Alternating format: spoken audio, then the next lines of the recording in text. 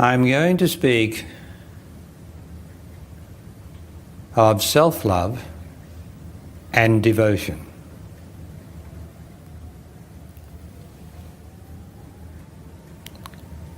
And the way I'm going to speak of self-love is not in derogatory terms, because self-love is the human condition, and you can't help but be involved in the human condition until, by grace, you rise above the human condition into another place of higher intelligence, which is only swifter intelligence. And each of you is more intelligent than you were, say, 10 years ago.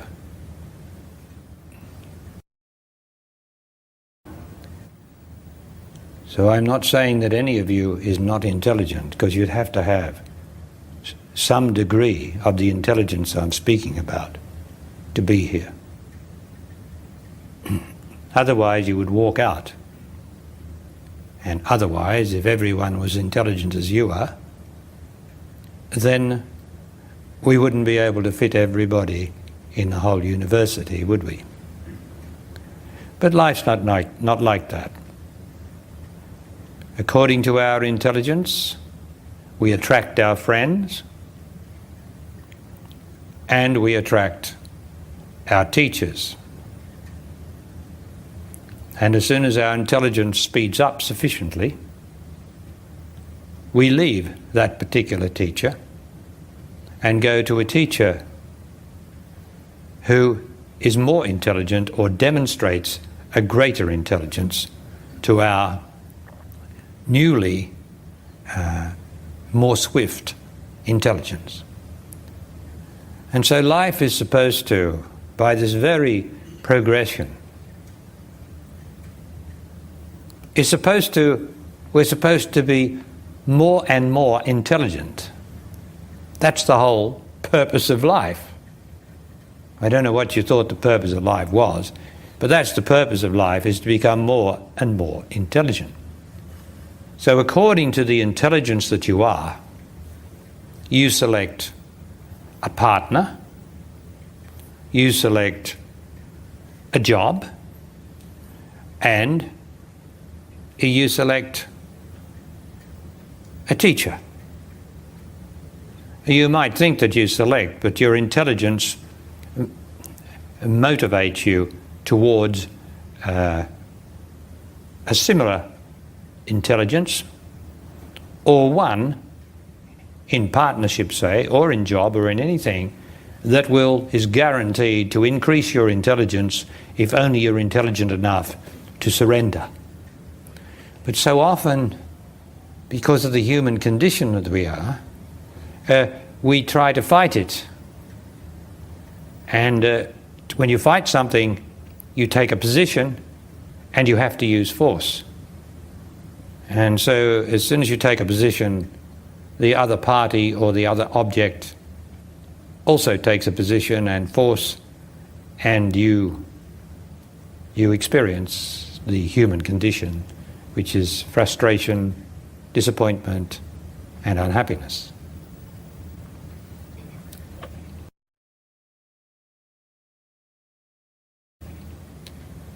Now, self-love. Self-love is demonstrated in your own experience, because I like to demonstrate everything in your experience. That's why you've got to be a certain amount of intelligence to be here, so that I can demonstrate it in your experience. Self-love is in your experience is when you are emotional. Now the whole world gets emotional because that's part of the human condition that humanity has to pass through. And emotion is like a tunnel that humanity's been passing through for many, well, probably thousands of years. And we have the opportunity to pass through that tunnel and come out the other side, out the emotional tunnel. It's still very rare for anyone to come out of the emotional tunnel into a place of easiness and super intelligence. Let's say the word super just to demonstrate a higher intelligence. Super intelligent, because when you come through the tunnel of emotion, which people have been going through for thousands of years, you are then what we could call super intelligent compared with the normal human intelligence. And that is possible now, because I, for one, as you know, I don't know how many other teachers teach it, but I only know this teacher, this truth, and I endeavour to free people of their attachment to emotion, because emotion is yourself. And the more that you get emotional and allow it to happen, that is a form of self-love. For you love your emotion. If you didn't love it, you wouldn't have it. So you don't have anything that you don't love, do you? Of course you don't. You might use the word like. You don't have anything that you don't like if you can avoid it. Well, you love your emotion. You love yourself when you get emotional. So just to demonstrate what emotion is in your own experience: anger, fear, self-doubt, frustration, blaming and accusing others, jealousy, resentment towards anyone or anything. So you get the picture of what humanity is and its emotions, don't you? Because that's a very intelligent statement that I just made.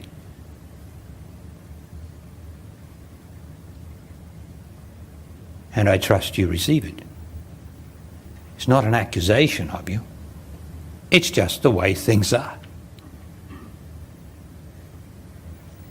And the whole purpose of being with a spiritual master, a master being someone who has realised the truth of love, life, truth, death and God, so therefore has realised the truth of everything, is to become more intelligent and to pass through the tunnel of emotion.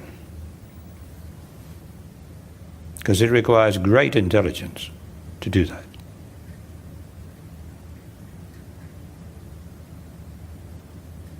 Now, you okay with that? Have you heard me?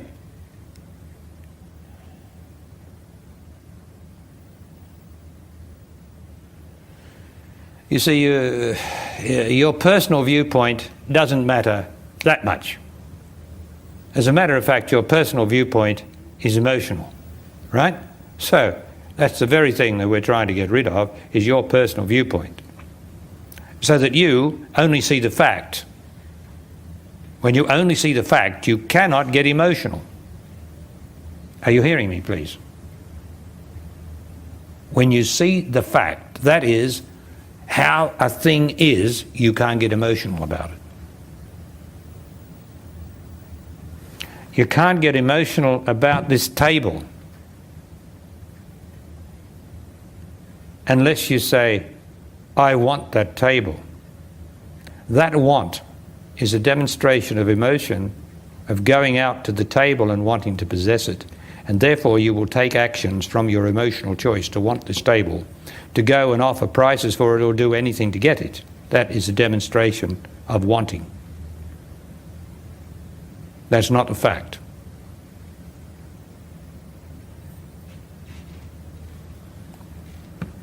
Table's not for sale. But you get the point. When you want anything, you're emotional.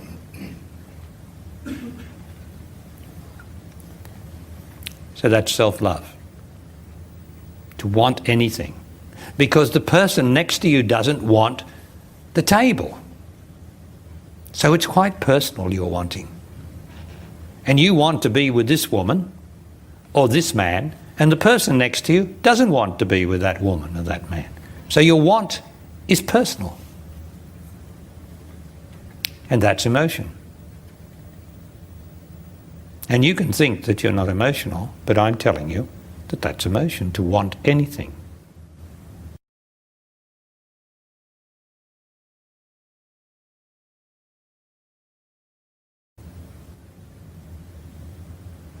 But you can do everything without wanting.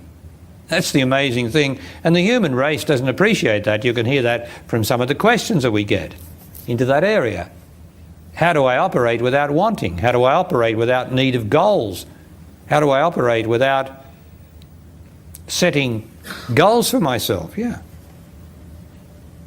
Well, you just do as you're moved to do, and do your best. You don't have to want to win a gold medal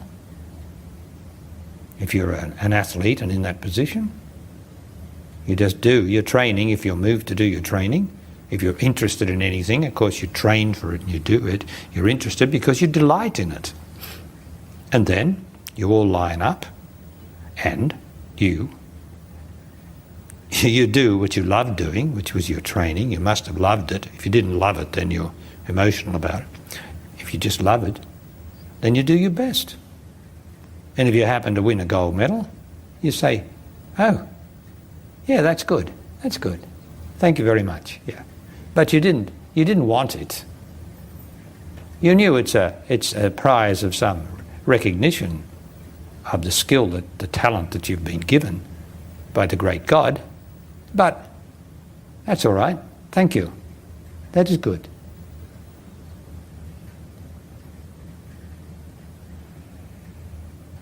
So you don't share in the competing. When you compete, you take a position and you exclude yourself from the others to compete. In anything. In an exam, when you're competing in an exam, you're excluding yourself in some way or other. And therefore that's self-love. But you can do your best and see the result in the end. You see, there's no need for this stress and strain that we all go through emotionally. The stress and strain to win and gain. My goodness. Look how much you've won. Look how much you've gained. Look how much you've gained. You're pretty well. You're pretty healthy. You got enough money to last you probably a month, or you could possibly get through for 6 months. You've got a home or a house somewhere, rented accommodation, or you own it. I mean, you've done pretty well. You've probably got a motor car somewhere. And you probably have a job. Or if you don't have a job, it's because you don't want a job. Fair enough. But look at all you've gained.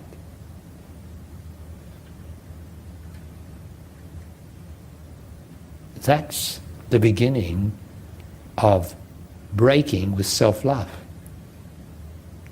To see all that I have gained, all that I have won, as it were, through just living. Without having to compete. It's just happened. Oh, I know you're the doer. We are all the doers, such as Barry Long is the doer here speaking. He's the doer of that which comes naturally. But he's the doer. You're the doer. You're the doer of your job. But the gain comes naturally. And you're the doer. But we make such a mess of having to be the doer. We get frustrated. We get unhappy with having to be the doer. But you can't stop it. You've got to be the doer. You can resign your job. That's all right. Then you can go home and worry about your money. That's doing. And then you can go looking for other work, and that's doing. Or you can go on the dole, and that's doing. And being on the dole is such boredom that's doing. Boredom is doing. You know, you and I are the doers here.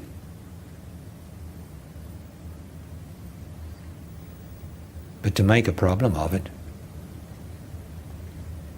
makes The doer emotional. Because we're just doers here. And if you look at it very closely, it's not you who animates your body, who allows it to walk around, who allows your hair to grow, right? Who allows your skin to be replaced and healed. You have nothing to do with that. That is done by something else that doesn't compete. As a matter of fact, your emotion often competes with that healing process. And that healing process, of course, is life, which animates your body. And I can tell you now that it is life that is responsible for everything you have gained, everything that you have won. You are simply an expression of life. When you are emotional, though, and upsetting yourself and the world, you are an expression of the human condition. And you'll see that most people that you know, as well as yourself, are in the human condition to more or less degree.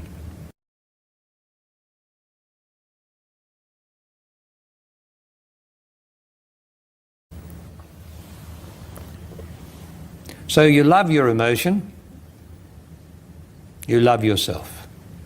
You won't give it up. Well, what am I asking you to give up? I'm asking you not to get angry, ever. Not just next time, ever. And not to get resentful, ever. Not to be self-doubtful, ever. Well, of course, you can't do that. You can't jump from the human condition. You've just got to gradually shed it. And the best way to shed it in the first instance is to understand it. Because every time you are angry, it means that you want something that you can't have, you want something that someone else has that you can't get, or you want the impossible. So why get angry about it? Why don't you see what you can do? Look instead of thinking, because as soon as you think about it, you get more angry. And then when you think about what others have done to you, oh my God.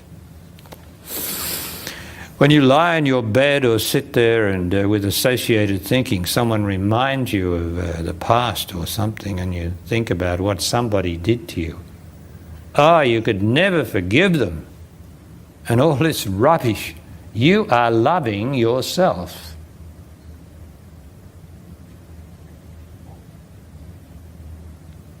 How dare you have to forgive somebody? How dare you? Why did you need to forgive them anyway? Because you were resentful. Because you blamed them for what happened to you. And what happened to you was your doing, your emotional doing. You do everything that happens to you, no matter what somebody apparently does to you. You are doing it. Because your emotion attracts the same sort of emotion in a different form. And so all you're battling with is yourself. But of course, we don't address these sort of things, do we? We're too clever, and the computer can't explain that. So self-love. And the other part of self-love is thinking. And I told you this is not a derogatory sense. I'm only showing you in self-knowledge, which leads to freedom. The other thing that we love is our memory. We really are attached to our memory in the human condition. Attached, which means emotionally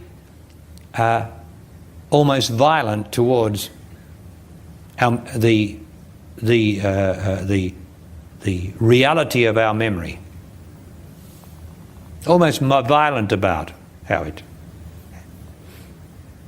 But when we're not violent about our attachment to our memory, we just let the memory tick over, because it's ourself, you see, the memory. And so we think aimlessly. We wait at the bus stop, and into this beautiful trance of associative thinking, aimless thinking. One thought leads to another, with no power, not sufficient self-knowledge to stop it and to see with the senses, which immediately stops thinking. So people write to me and ask me, how do I stop thinking? I got a tape over there about it. I say it from every angle I possibly can. You stop thinking by being in your senses. Because when you're in your senses, you can't think. I mean, do you get that? I didn't say it was easy. I said it was simple, right? When you're in your senses, you cannot think.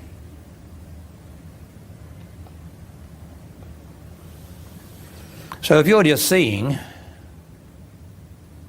and you're just hearing what is, and you're seeing what is, and you're smelling what is, and tasting what is, if there's anything there at all,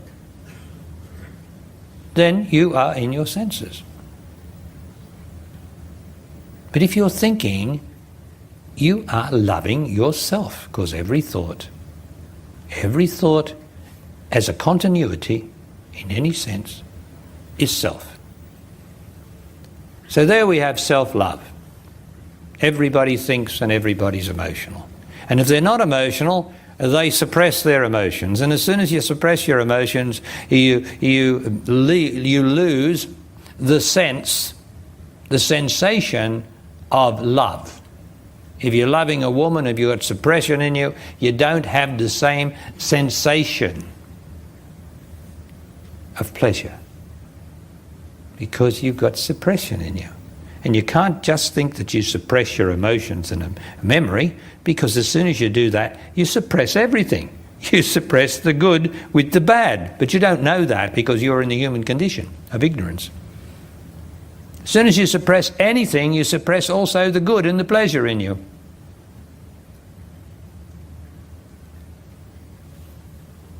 And so woman, through continuously suppression, or putting up with unhappiness, loses the feeling, the sense of pleasure in her vagina to a degree. And the man loses the sense of real pleasure and then becomes just a sex machine. And a sex machine only has self-love in it and not true pleasure. So I trust you're getting the message, right? Now, devotion.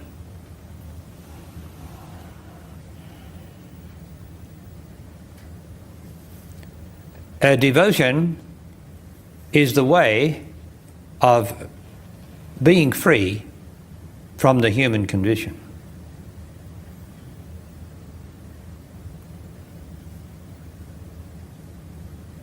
It is a surefire way, a certainty of getting free more from the human condition.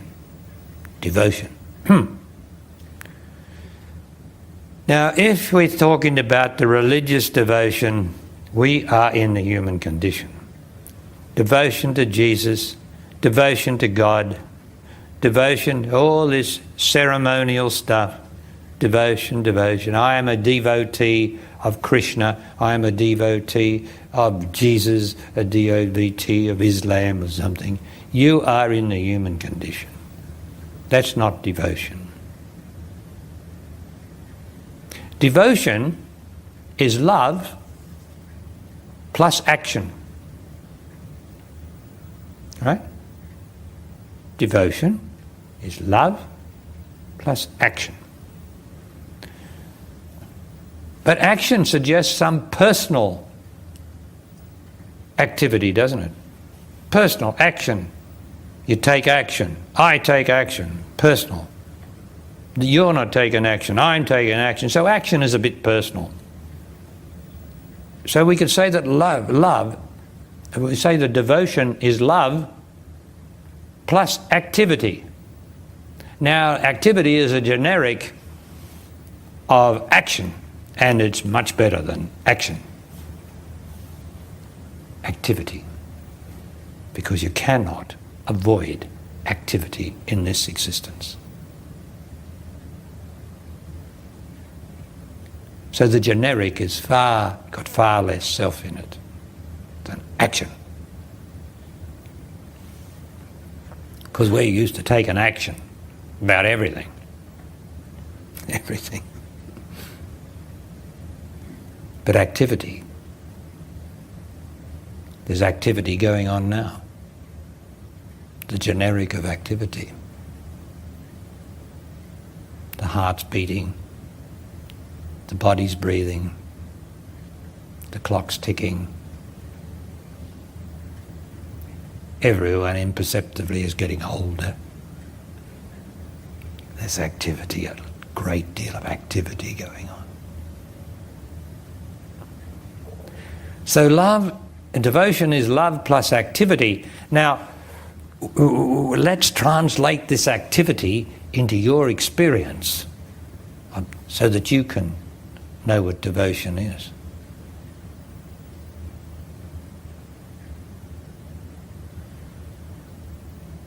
So I'm going to give you something to do, which we all like to do because that's the idea of yoga, you know.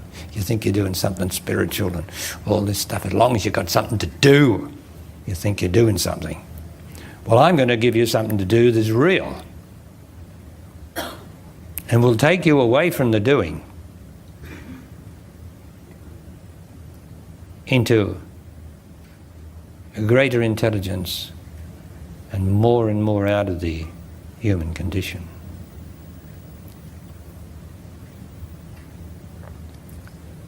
Now, first of all, to even be here, to even be in front of me now, in the vast majority of cases here, you have to have some love of something greater than yourself. A love of something greater than yourself brought you here. Although you came here, it was because of the love of something greater than yourself.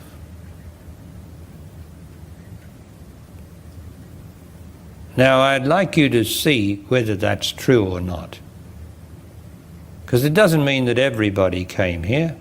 In some cases, you know, men come here to be with me because their wife or partner wants to come.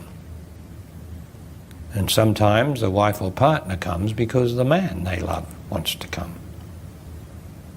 And sometimes people just come and really would say, well, I don't know why I've come, or I have no choice but to come. But I want you to have a look more at this, the more, and take responsibility for coming.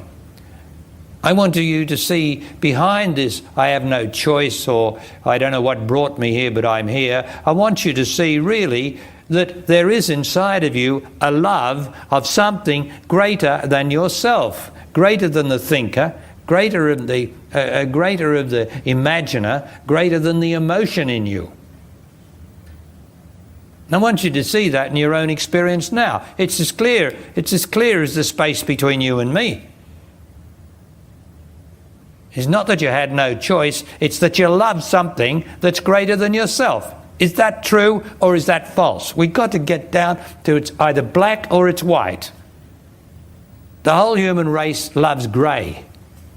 And I have no grey in my teaching, and I have no grey in myself. It's either true or it's false. Nothing in between. Now, is it true that it wasn't that you had no choice or that you just came? It's because somewhere inside that body there is a love of something greater than yourself. And the answer is yes. But then you need intelligence to see it. Even though I tell you it's there, that's not good enough. You have to see it. You're the one that has to see it. You have love of something greater than yourself in you, no matter how faint it is. The first step is to see that.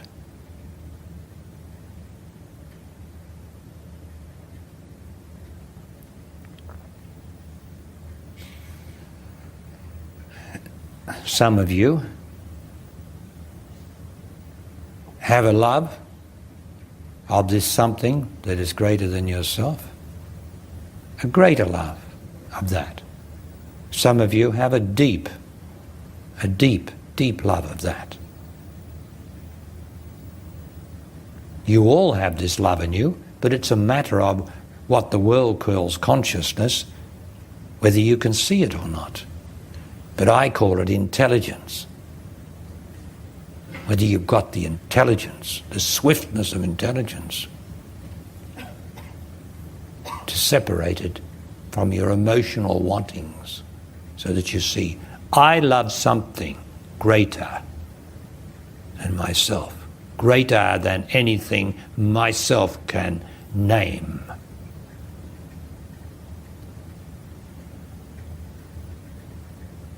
Is that true? Right. And that thing you cannot name, therefore it's nothing to speak of.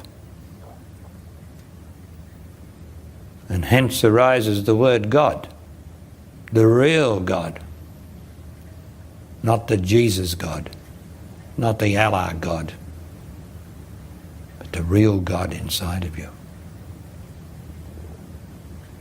that cannot be named because you love something that's greater than yourself.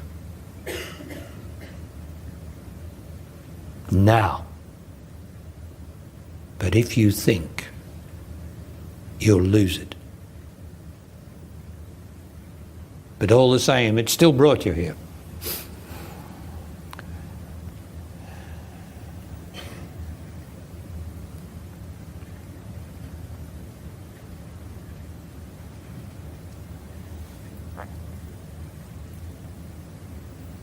So you have love in your body of something that's inexpressible, that has an enormous power behind the scenes, behind yourself, that actually brought you here, or got you to find the money, got you to make all the arrangements, because you're the doer, got you to do all those things, but something got you to do it.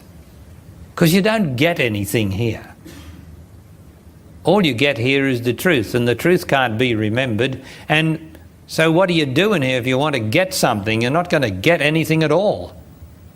You're just going to get the exposure that you love something that is greater than yourself.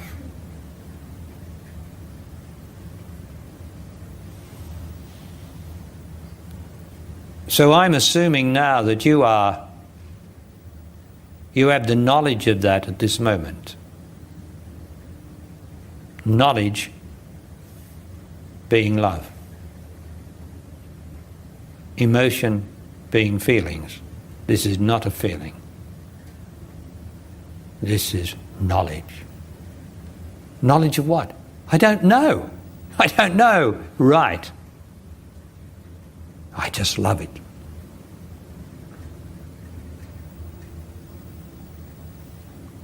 So that's the love part, which is within you. No denying it. You cannot deny it unless you really want to be ignorant of your own love. But you can't be, because it brought you here.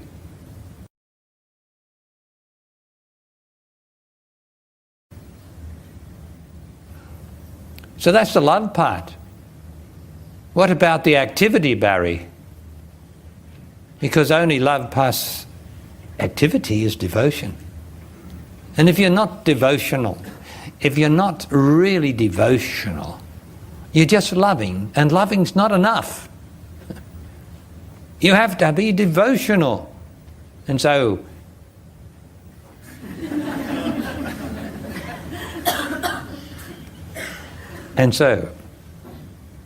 let's get on with the activity.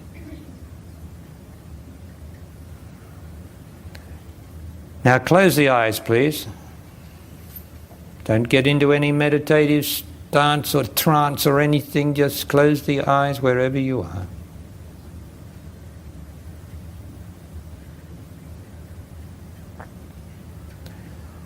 Now,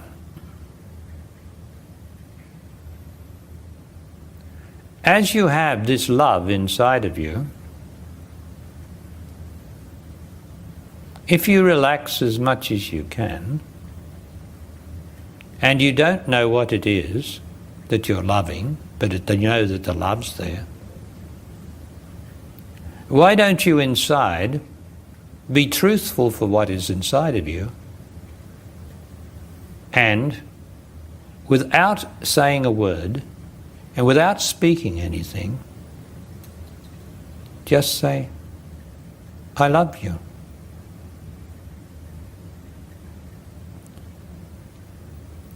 Over and over.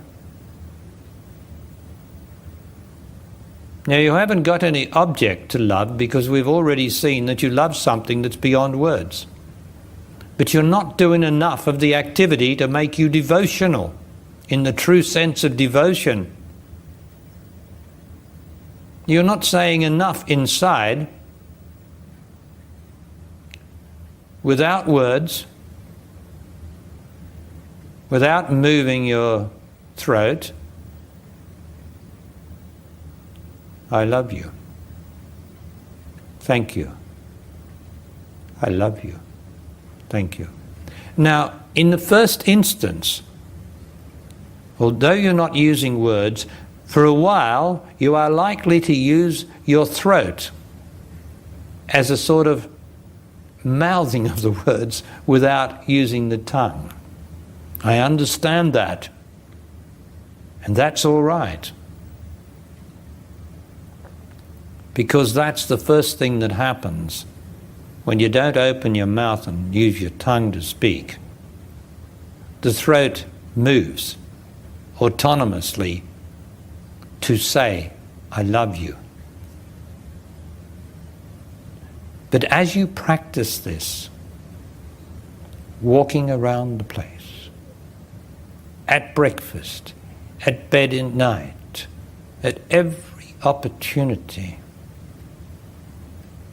I love you, without words, without saying it. You do not say it.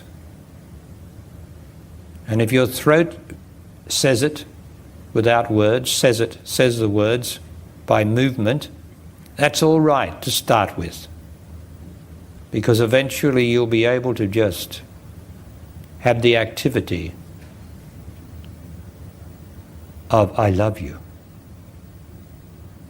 Thank you. I love you. Thank you. Now you have no object and no thought, because if you have an object or a thought, that's yourself you're loving. And if you have any emotion attached to it, you emotionalize this love, you are loving yourself. And this is not yourself. This is the inexplicable mystery of your love.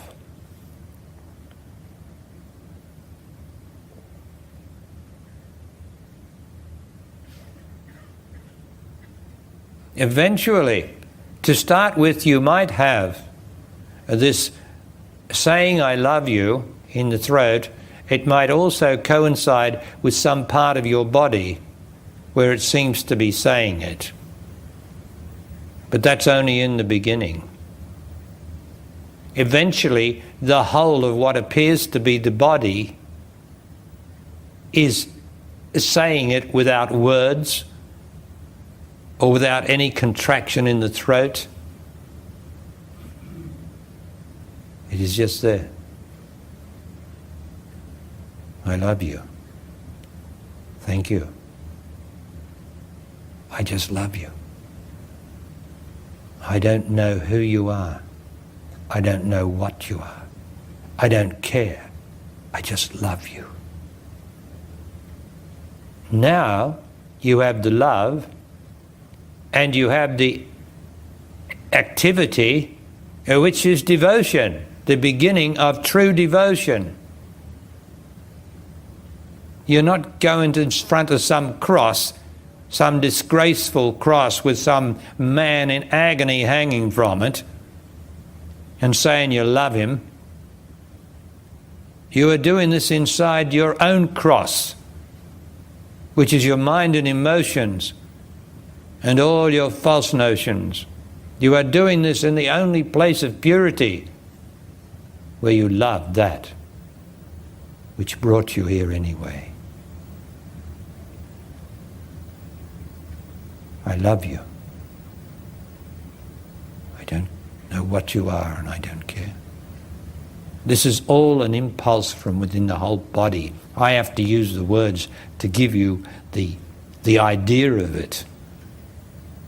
But the words are not it. It is the activity inside of sheer acknowledgement. Sheer, meaning straightforward, unadulterated acknowledgement of the love of something you cannot explain or wish to explain.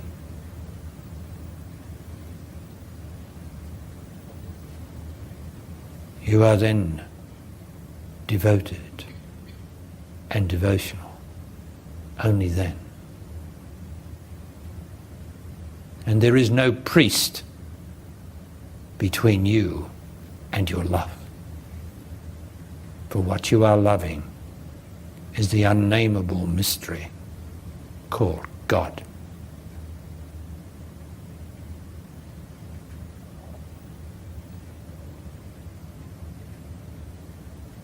And then you will find your body saying this devotion which is beyond your mind and emotions. It might just be saying, love, love, love. It might even say, wonder, wonder, beauty, beauty. For these are all words of devotion, true devotion to that which cannot be described and is only in your experience, not in the experience of the one next to you. You are the only one, because nobody can describe it to you. It is yours, and yours alone.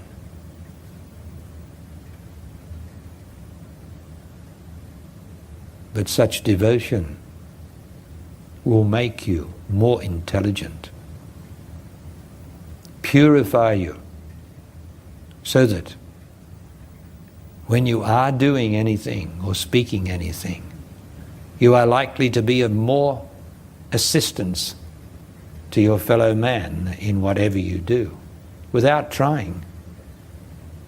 Because in this devotion gets rid of the person, because you're loving something. The person loves itself and its living life, whereas this is love of something greater than the person.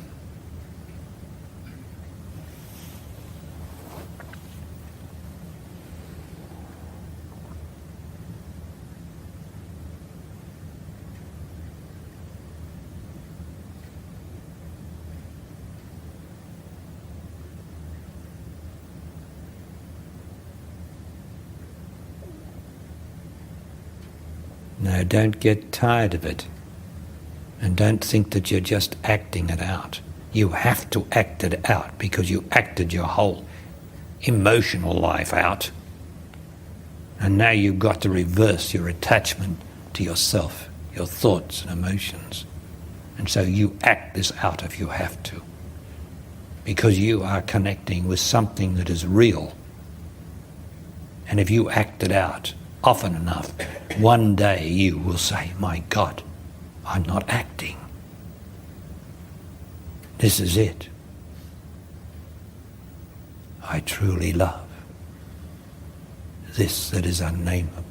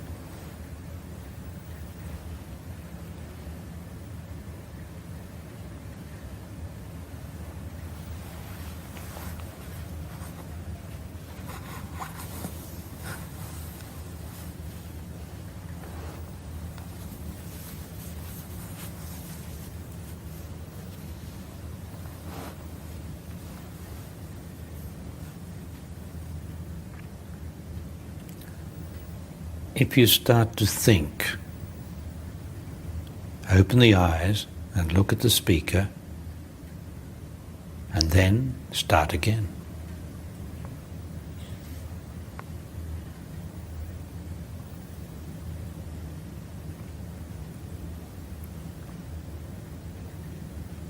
Because you have to come to your senses to be able to start. Because your senses are not yourself.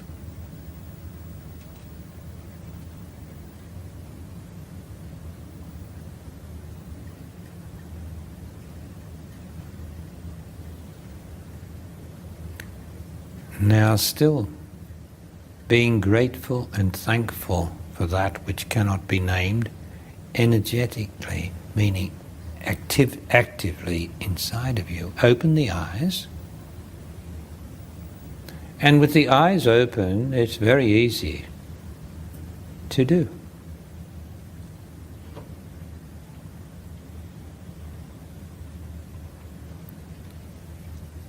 The senses don't interfere.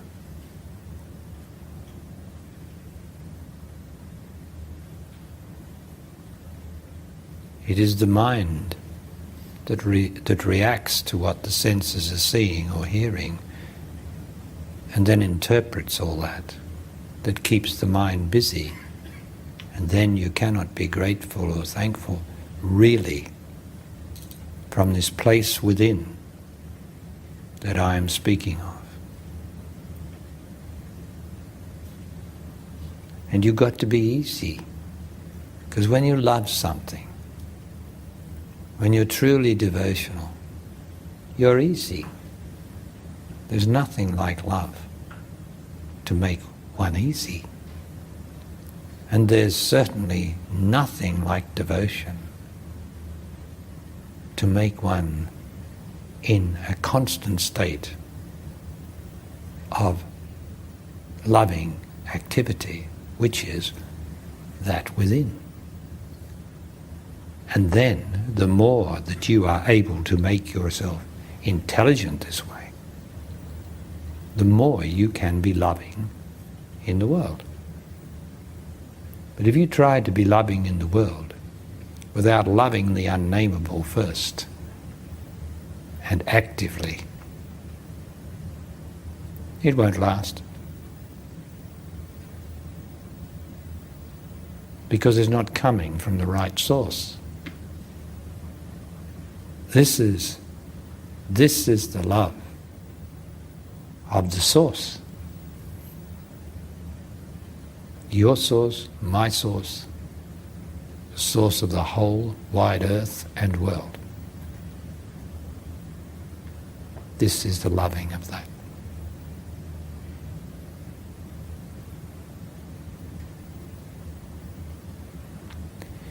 But if you get busy in the world, and therefore with your mind or emotions, you'll forget to do this.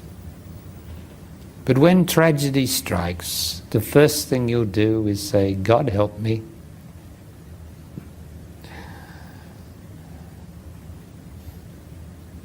But then if you're always acknowledging God as a continuous state of activity within,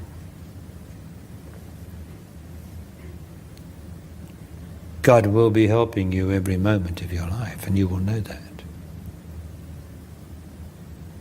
It's only our interruption of that that makes us then ask God to help us.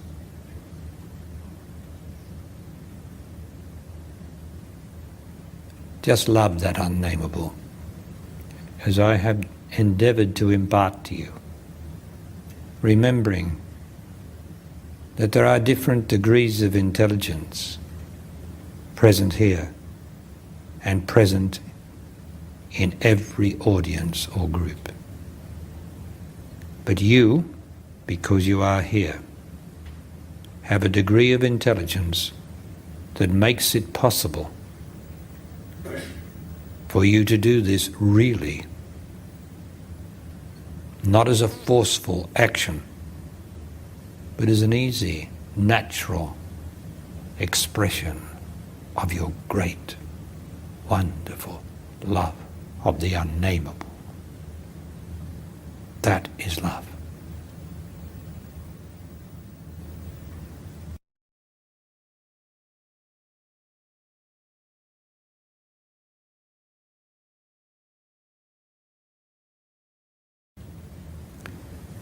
This state, the ability or the capability to do this really arises from your everyday gratitude for what you have, what you've gained, what you won, or what you are. Gratitude for that comes before you, really, before you can do this, really. In other words, what I was saying was the quick way to be enlightened, to acknowledge the good. Not just the good in the flowers around you and the nature, but in the good in your life. Because myself always wants to acknowledge the problems in my life.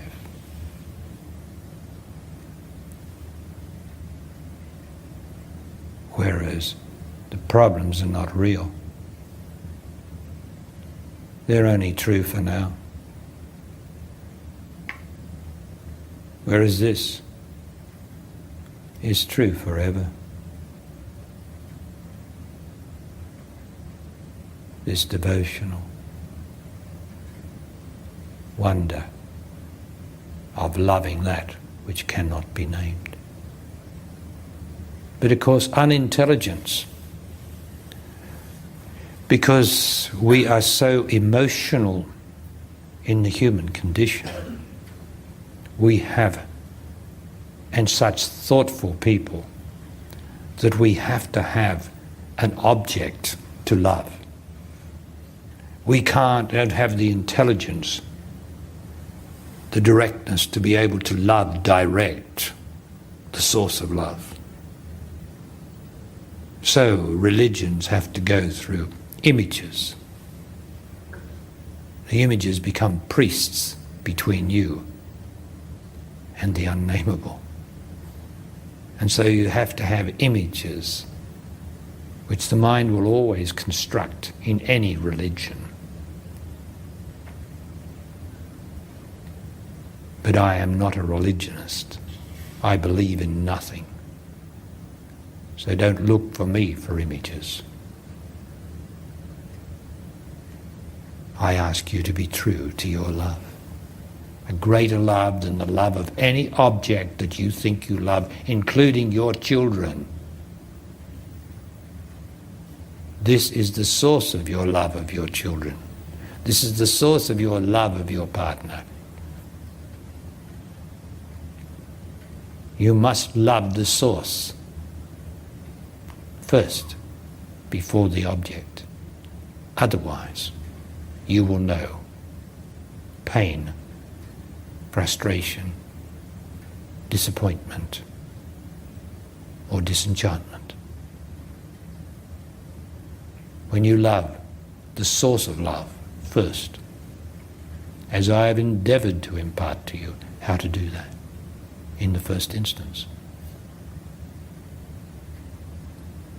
all problems disappear. Your life becomes harmonious. Not just one aspect of it, but all of it. For you are then in harmony with the source of it all.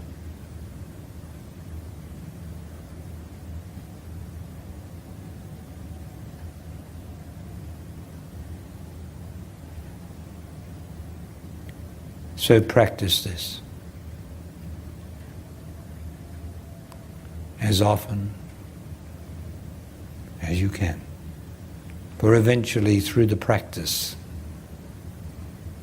it becomes a subconscious and then an unconscious, but a highly intelligent, continuous state of being.